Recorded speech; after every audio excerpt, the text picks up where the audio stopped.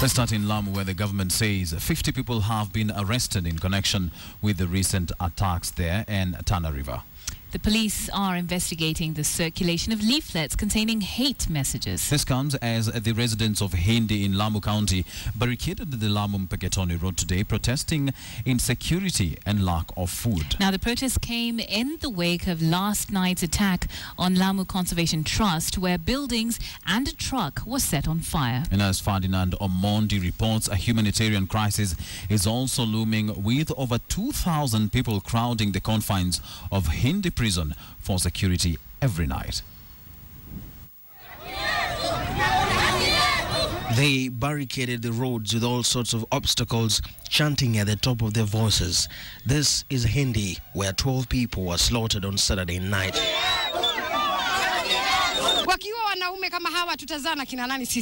The people were incensed by the events at Amu Ranch, a few kilometers away, where gangsters descended on the Lamu Conservation Trust premises, vandalized the buildings before burning them down.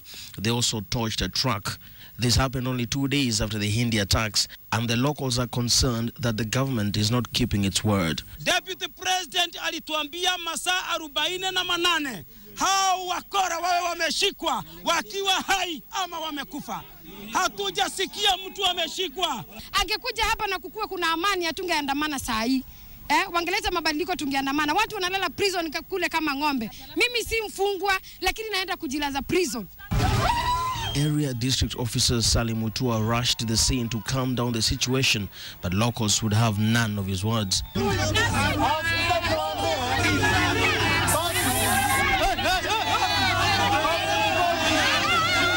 Now this situation is first aggravated by the lack of food, because we didn't expect this large crowd. Yeah, like yesterday we had some few people here who slept in town. Now people have come from the remote areas to the town. It was an adamant crowd that vowed they would not move the barriers until there was sufficient food and security. And this time they refused to listen to promises, saying they would not budge until there was actual movement.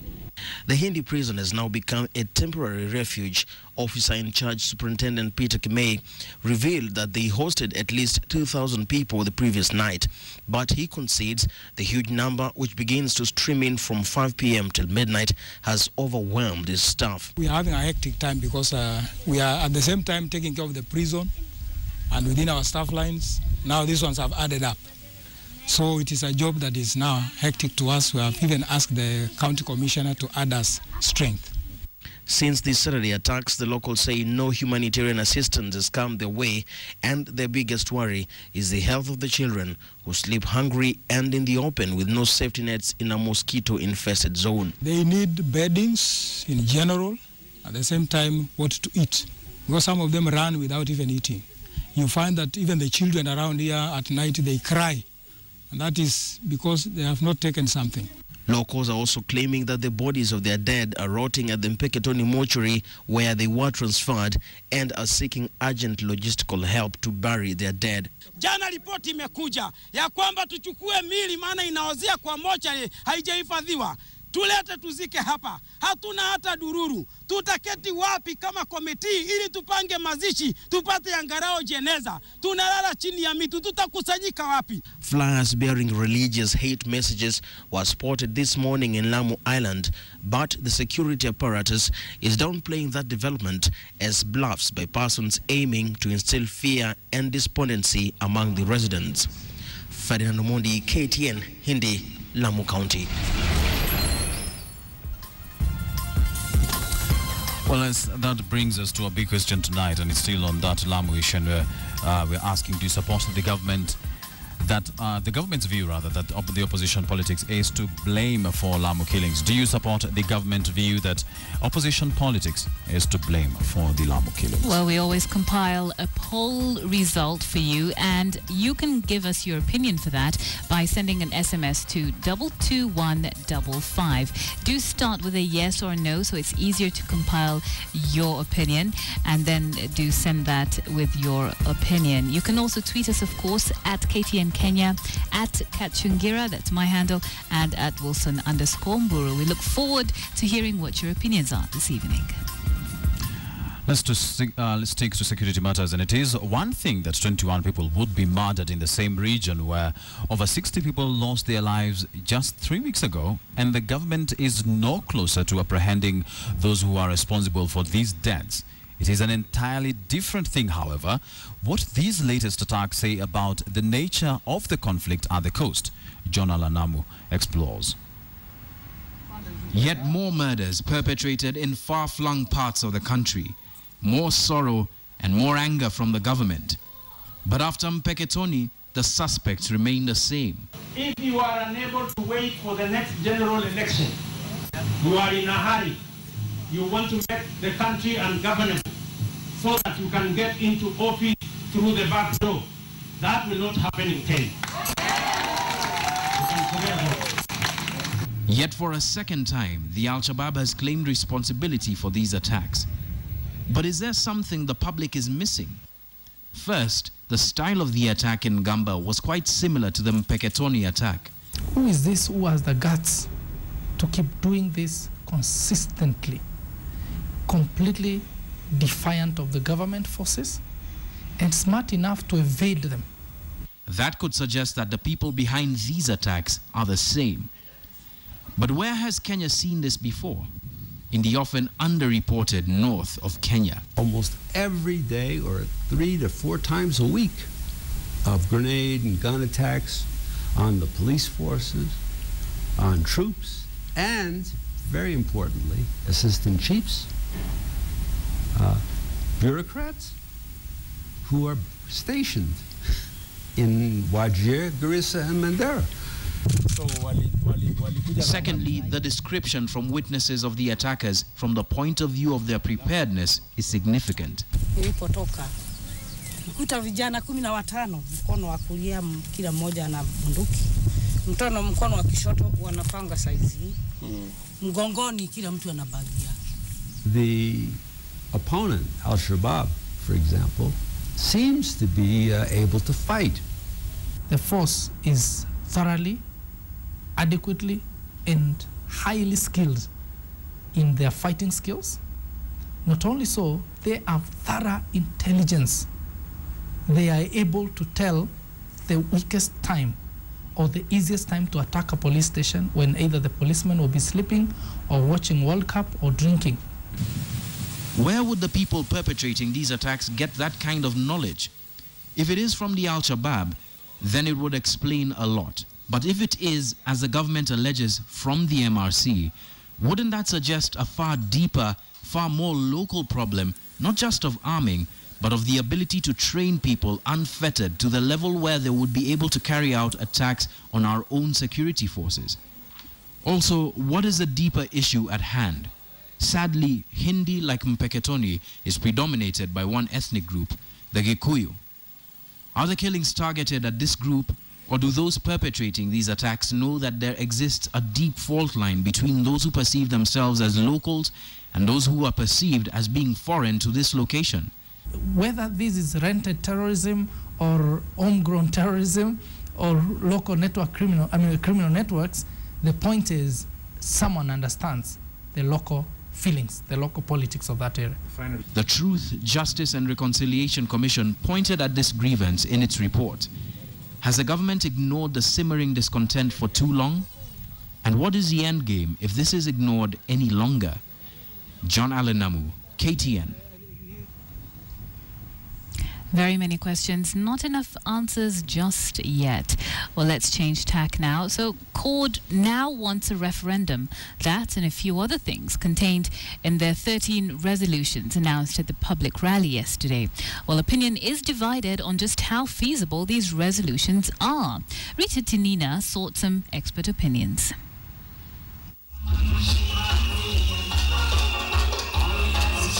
The much-publicized CORD Saba Saba rally ended with 13 resolutions. What too many was an anti-climax. Or was it? Maybe they made the big announcement. It's only that we never heard it. Or maybe we were not listening carefully. Because the big announcement they were supposed to have made was not the 13-point agenda. The 13 resolutions, including demands for a referendum, were preceded by statements that kept the crowds at Uhuru Park guessing.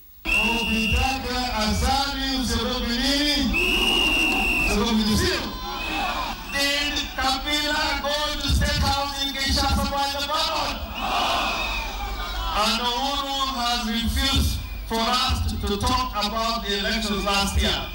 So what alternative does he leave us with? Basically, they were telling us that they want to use extra constitutional means to get to place.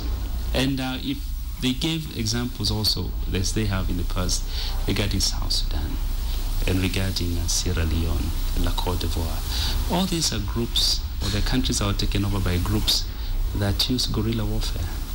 So the question that must be begged is, why are they telling us that they are going to the bush? Political scientist Mutahi Ngunyi says the statements were loaded with meaning.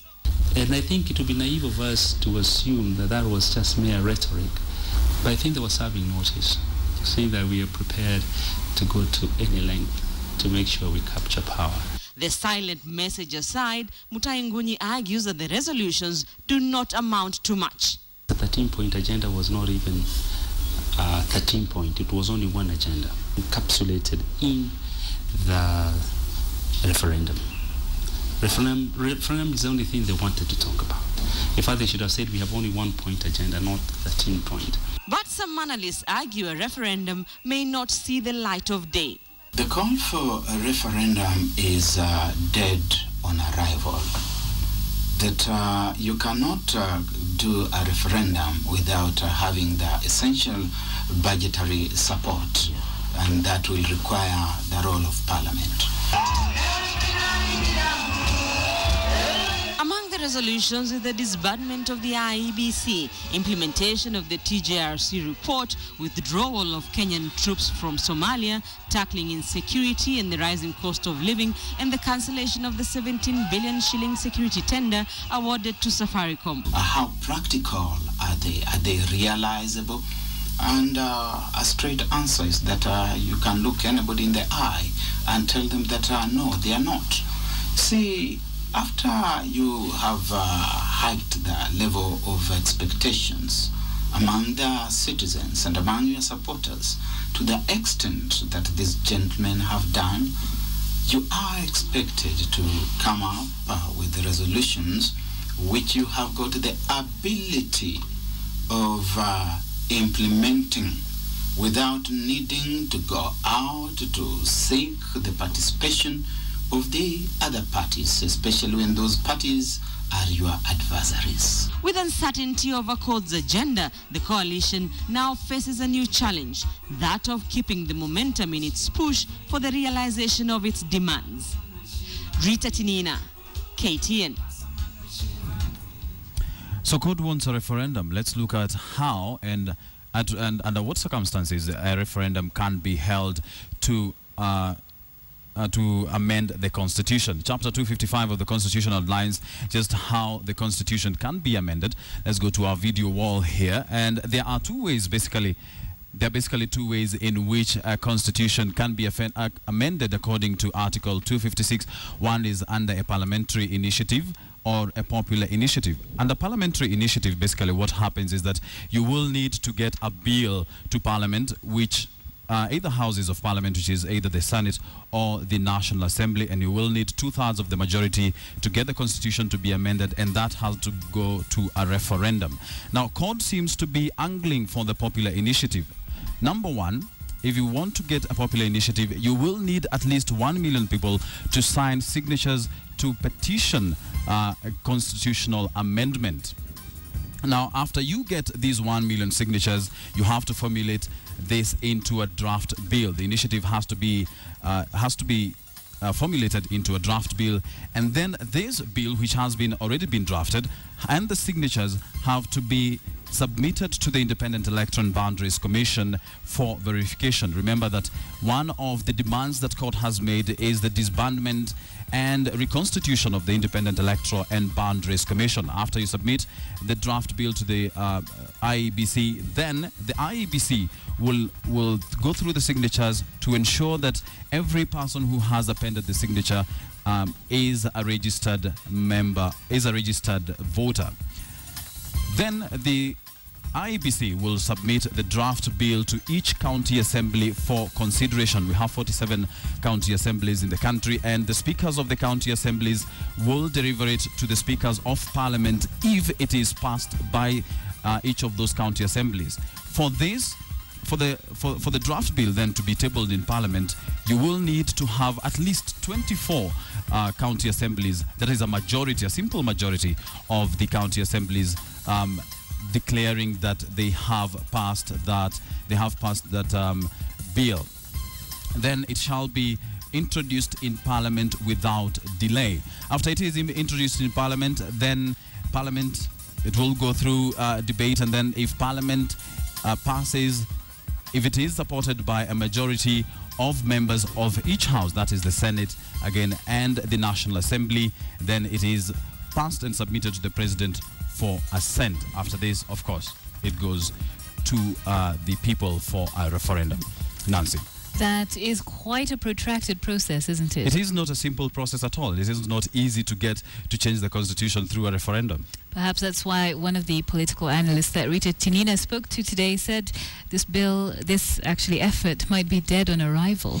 Well, I think the biggest hurdle that CORD might face is the fact that their numbers in parliament, they do not have a majority in parliament, so that might be a serious hurdle for them. Well, we'll see how far that goes. Thank you, Olsen. Of course. Let's now turn our attention further afield and to the International Criminal Court, which will tomorrow hold a status conference at The Hague to determine the fate of President Uhuru Kenyatta's trial. ICC Country Outreach Coordinator Maria Kamara says that the Office of the Prosecutor actually has received records of the president's bank accounts. Here's Patrick Amimo with the rest of that story. For almost 2 years, the Office of the Prosecutor had unsuccessfully applied for access to President Uhuru Kenyatta's bank accounts. Chief Prosecutor Fatou Bensouda argued the accounts will provide evidence on whether Uhuru funded retaliatory attacks in Naivasha and Nakuru during the 2007-2008 post-election violence. On his part, Attorney General Githu Muigai insisted only a Kenyan court could grant such access. Bensouda said the government was not cooperating. Early this year, Bensouda convinced judges at the Trial Chamber 5B to compel the government to disclose the records. She said without access to Uhuru's financial records and without other new evidence, the prosecution will be required to withdraw charges on crimes against humanity facing Uhuru.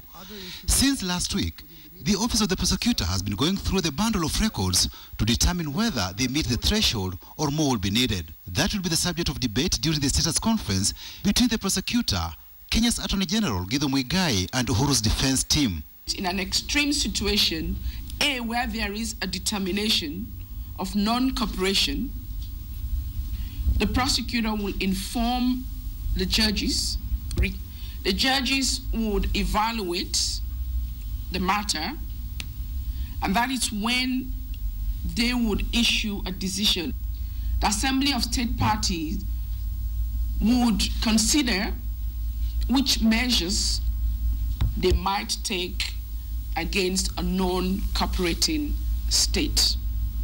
Two key witnesses believed to be former members of the Lord Mungiki sect claimed in statements to the prosecution that the president helped to plan the violence at a meeting at State House, Nairobi, after the disputed 2007 polls, and that he even transferred millions of shillings from his account to buy weapons.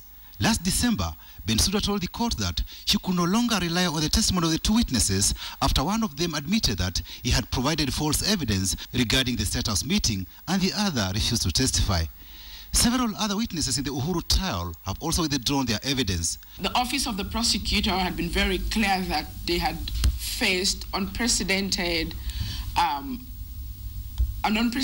account of witness interference, witness intimidation, to the extent that some witnesses are too afraid to testify before the court. President Uhuru Kenyatta has maintained his innocence, saying the criminal charges are a fabrication.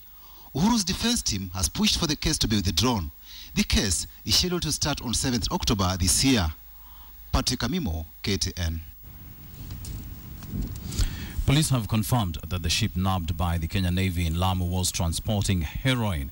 The intrigues surrounding the ship increased after one Pakistani suspect was found dead inside the ship. Anti-narcotic officials say they have so far found at least 1 kilogram of heroin hidden in the ship. They have only inspected 1/4 of the ship and its cargo. They say the inspection will be completed in less than 2 weeks, and it remains unclear who owns the ship and the cargo. The available documents indicate that that Kenya was both the source and destination of the cargo. For now, 9 suspects of Pakistani, Indian and Iranian origin are set to be charged with trafficking and being in the country illegally.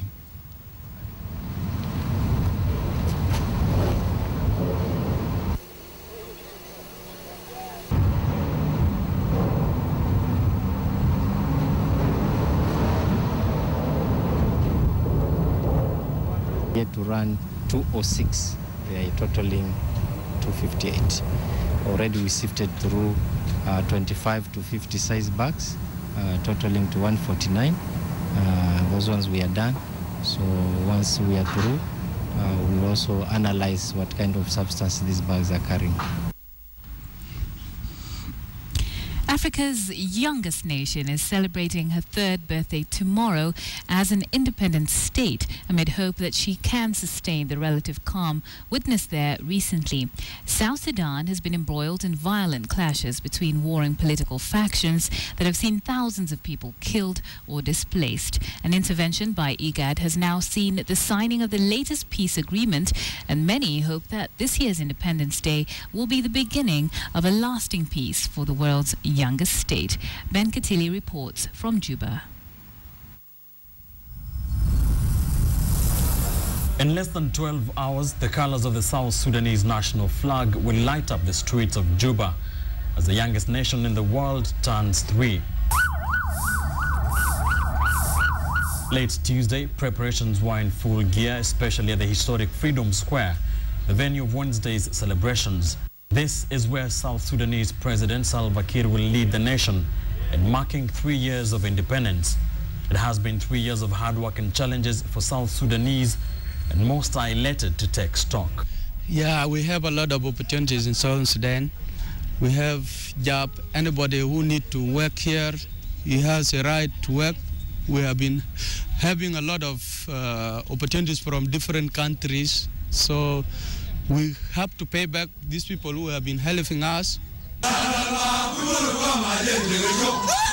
One of the dark patches of those 3 years has been extended tribal clashes to the north of the country that has left hundreds dead and more than 1 million people displaced and starving.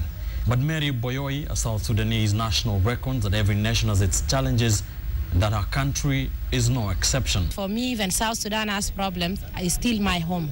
And I still having hope that South Sudan will come back because we are only 3 years old. And you see, we achieve a lot when it comes to development. But the problem which is occurred a few months ago, it is a problem that we can solve as a country. There are many South Sudanese who are extremely proud of the strides their country has taken in those 3 years. They have urged their leaders not to let political differences stagnate the country's growth. We'll be better than American. So this is our future. We need to be better than any country in the world.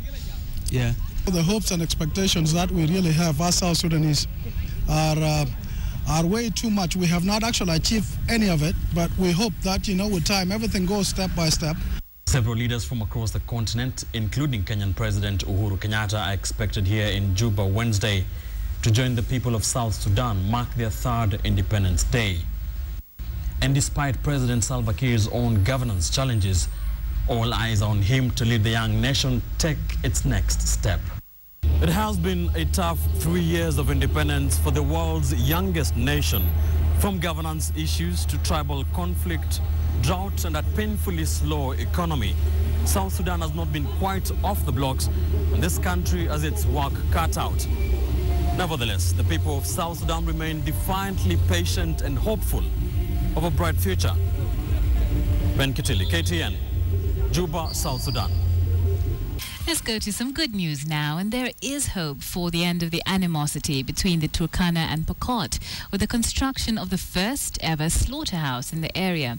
The abattoir is the latest project in the quest to eliminate cattle rustling between the two communities.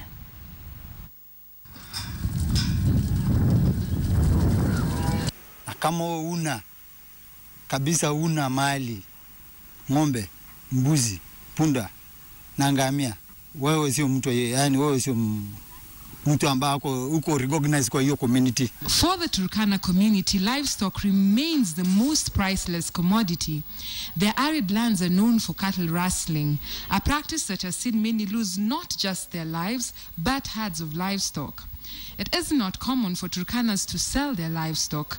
18-year-old Jackson Ekope, a herdsman, tells us why. Unajua kwamba watu ambao wanachunga mahali hawakubali sana ng'ombe wanyama kuuzwa kila saa. Kwa maana raia huko wakiwa na njaa ndio maana wanauza.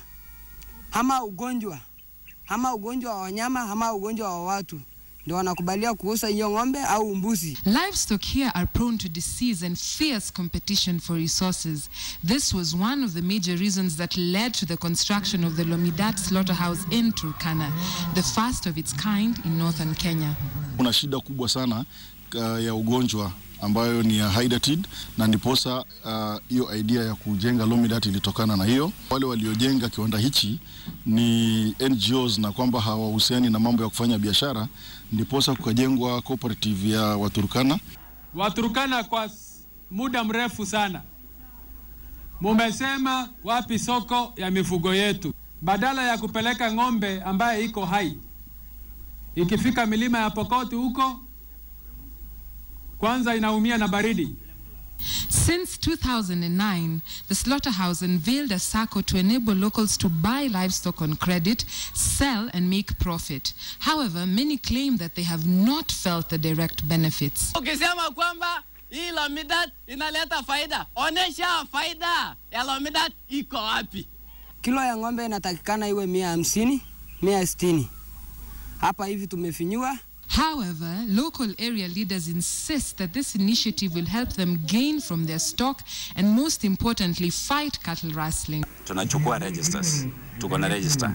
Unapoleta mnyama wako, tunajua umetoa wapi, jina ya yule ambaye ameuzia abattoir. Once the meat is brought in, it is preserved and transported to Nairobi in vehicles with refrigerators twice a month. The aim is to slaughter 300 cattle and 600 small stock every day. Ni muhimu kuuza mifugo kama bado iko katika hali mzuri. Ng'ombe yako ama mbuzi yako haitakufa kama wewe mwenyewe unaona. Dorcas Wangira, KTN. My name is Bonitunya. This is Business. The Central Bank's Monetary Policy Committee has published a new loan pricing tool. This formula, known as the Kenya Bank Reference Rate for pricing bank loans, could see borrowers seeking new loans to access them at lower prices. Customers will also be able to compare what rates are different the different banks are offering and loading it onto the KBBR as the CBK makes efforts to lower interest rates in the country. Here's more. Looking at their crystal ball, many analysts had predicted that the Central Bank's Monetary Policy Committee will not lower the benchmark lending rate just yet, as it walked a tightrope in the quest for stability without choking the country's economic growth. In its quarterly sitting Tuesday, the Monetary Policy Committee maintained the benchmark lending rate at 8.5%. However, the back of every lender's mind was the introduction of Kenya's Bank Reference Rate, or KBBR. Previous attempts by the CBK to use the central bank rate to guide interest rates have always been ignored by banks. While the CBK has been at 8.5% for months now, no commercial bank has lowered its interest rates during this period. Effective today, the CBK has set the KBBR at 9.13%.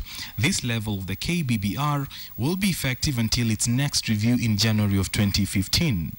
The pricing tool is published weeks after Treasury laid out an elaborate plan to force commercial banks to push down the rates they charge on loans and advances to customers. The advantage of this having a uniform base rate is that at least now you know every bank will be charging base rate of say 10. At the moment, all the 43 banks have their own base rate. You will go to a bank, they will tell you our base rate is 23, and then they charge you 23 minus or plus. Kenya has held the key rate steady for a year as it weighs the prospect of inflation exceeding the 7.5% upper end of the government's target range in June. The World Bank last month lowered its 2014 economic growth forecast for Kenya to 4.7% from a projection of 5.1% it gave 6 months earlier, and lower than the government's forecast of 5.8%, citing worsening insecurity and a delay in seasonal rains that has affected crops.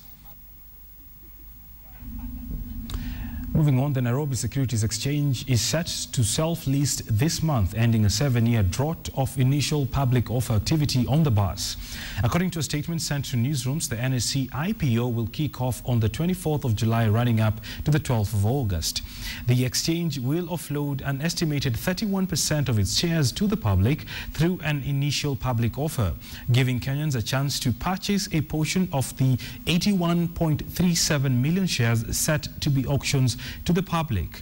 The bus is currently owned by 22 member firms that control 90% of the shareholding, while the Treasury and the Investor Compensation Fund jointly own the remaining 10%. The NSE is, however, yet to release its offer price and is expected to release that information before the IPO.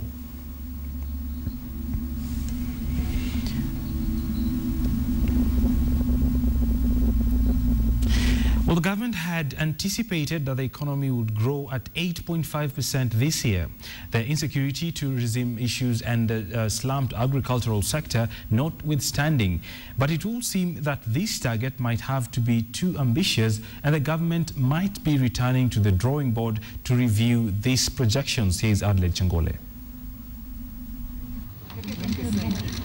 With a 5.8% growth target, the National Treasury had surpassed estimates made by the World Bank of 4.7% growth. But with the Kenya National Bureau of Statistics indicating that the first quarter only saw 4.1% growth, the government is taking cue to revise its earlier estimates. By the 4.1 that we have received so far, we may have to slightly adjust that growth. The government had made several assumptions in formulating its projections, among them good rains, which would lead to good harvest, reduce the prices of food, and uplift farmers. But the reality is anything but that. We had based our assumption on a very, favorable weather condition in the year. As you know, there have been a bit of delay in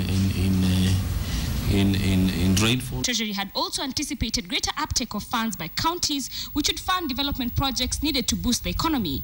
But instead, some 40 billion shillings is still lying idle in the revenue fund accounts, thanks to slow absorption of funds. From the county government, we are closing with a whole, deposits left at the central bank, which all these should have been spent in the economy to move things. In light of the changes in the economy, Treasury says it might be forced to go back to the drawing board to incorporate current realities. But we will look at quarter 2. If there is still some weakening of that, then we may reassess the 5.8. In the meantime, the state is hoping the $2 billion from the sovereign bond will add much needed impetus to the beleaguered economy. Adelaide Changole, KTN Business. Right, a downward review of the economy. I guess we all saw this coming, didn't we? Let's now take a look at the numbers again with a look at how the markets are doing on the financial market review coming up next.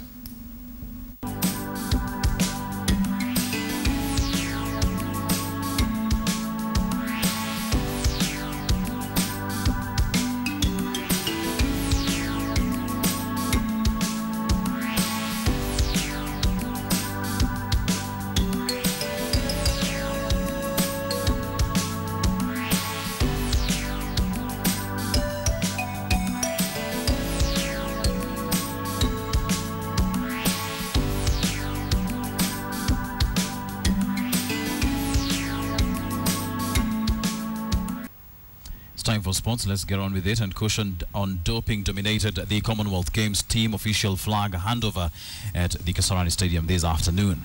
Athletes have been asked to stay off any banned substances while observing caution before, during and after the 20th Commonwealth Games in Glasgow, Scotland. Track and field and cycling are some of the sports that have been rocked by doping challenges. Kenya's team of 196 athletes drawn from 15 disciplines has been in residential training camp at Kasarani to harness their prowess ahead of the 20th Commonwealth Games in Glasgow, Scotland later this month. The Kenyan squad was handed the national flag by the Cabinet Secretary for Sports, Dr. Hassan Wario, in a gathering where doping in sports was the highlight subject. It is a fact that Kenya has been on the spotlight after claims of doping by Kenyan athletes surfaced a while back, and speakers here were categorical. As Kenyans, we win clean. If you want to cheat, don't go. You don't represent Kenya. Participants will be heading to Glasgow for the games will be required to willingly submit samples upon request while following the World Anti-Doping Agency standards.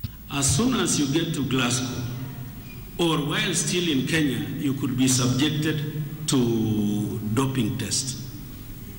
Don't fear. You have your right, and your right will be one, ensure that you are accompanied by a competent team official at all times. Cycling, a field Kenya will have representation in Glasgow, has internationally been dropped by failed drug tests, while Lance Armstrong's case is said to have tainted the sport even more, as explained by former Kenya national cycling champion David Kinja. Cycling is still at the grassroots. We're looking at positive ways of making it happen, and doping is an issue that we don't think it will happen and affect us. But yeah, you know, when you come to a competition and you're not really sure what's happening, and you think of doping and you feel cheated if somebody is winning with drugs. Kenya will be represented by 11 cyclists at the games in Glasgow. Lynn Washira, KTN Sports. I'll just go ahead and make a prediction for this one. Brazil are winning. Let's move on. Contrary to the expectations, the national women's volleyball coach David Lungaho retained his old crop of players for Kenya's Volleyball World Grand Prix in Mexico. Save for the Kenyan prison's upcoming blocker Edith Wisa, the rest are regulars. The Kenya Volleyball Federation had earlier indicated a young crop of players will be preferred for the Mexico Championship as part of building a team of the future. But the team released by Lungaho this afternoon shows he is eager to register his first win outside Africa.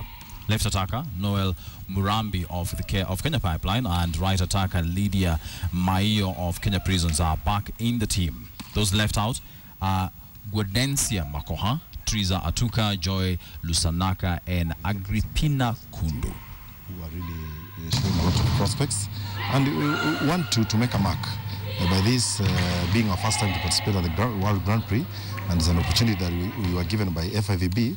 We want to prove a point by at least winning some matches. We have some tricky matches in our pool. We have some teams that we have relatively played against, like Algeria. So we want to at least win a match or two, so that we also given that chance in the future. KTN Sports. Let's wind up the bulletin with a review of our big question tonight. We did ask you whether you support the government's view that opposition politics is to blame for Lamu killings. Now, opinion was sharply divided on this, and it was a tight one, but let's take a look at the results. We had 41% saying yes and 51%, the slight majority, saying no. A quick look at some of your SMSs. One from Jean Sally says no, the government should take up its responsibility to protect Kenyans and stop the blame game that is now becoming annoying. Let it admit it needs help and stop the chest thumping. Sylvia Achanda says, even if the opposition is to blame, what is the government doing about Lamu? Atha from Mombasa says yes, opposition is to blame. The speeches from their leaders say it all. They say that they will make Kenya ungovernable, so this must be part of it. Dominic Uhuru says no, that's a mere excuse from the government. That's Dominic Uhuru from Kisii. Well, thank you very much for your opinions and for being a part of this bulletin. Our sign language interpreter this evening was William Silla. I'm Nancy Kachingira. Have a good night. Hope to see you tomorrow. My name is Wilson Brewer. Enjoy the rest of your viewing. Good night.